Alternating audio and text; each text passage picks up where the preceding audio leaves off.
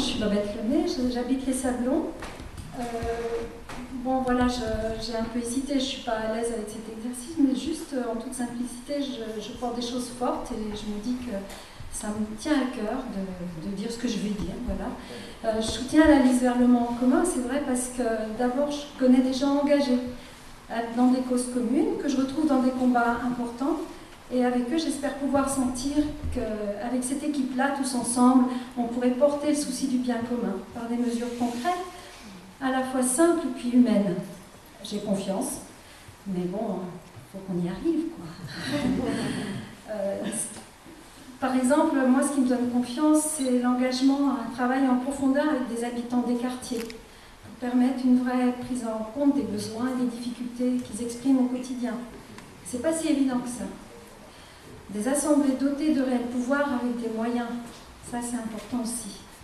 Je note dans le programme qu'il est acté la création d'une maison des femmes avec des professionnels en soutien avec des associations qui pourraient permettre de recueillir et de protéger celles-ci. C'est vraiment un projet nécessaire et encore plus depuis hier. Je voudrais dire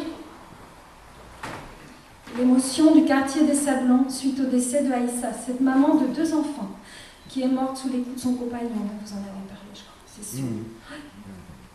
La marche blanche et les prises de parole des femmes ont montré à quel point un lieu de parole est indispensable.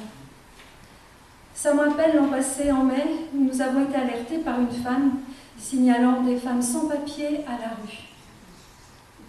Avec sa retenue, elle a fini par me dire que ces deux femmes parmi elles s'étaient fait agresser.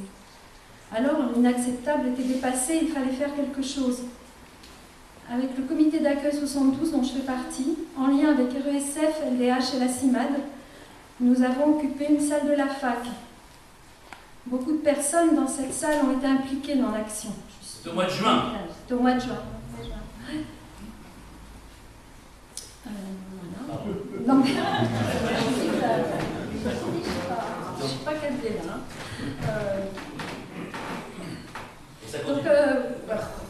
Donc, c'est plus d'une trentaine de personnes qui ont été comme ça protégées, abritées et soutenues.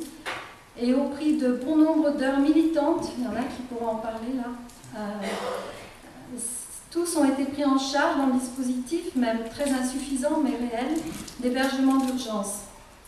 On se rend compte à quel point les gens dans ces situations peuvent être démunis.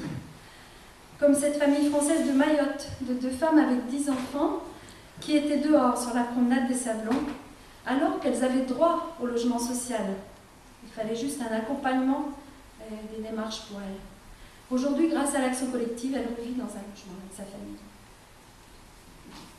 Voilà. Aujourd'hui encore, et depuis plus de 5 mois, des personnes sont abritées à la maison des associations, par des militants du comité d'accueil. Il y en avait 10 hier soir.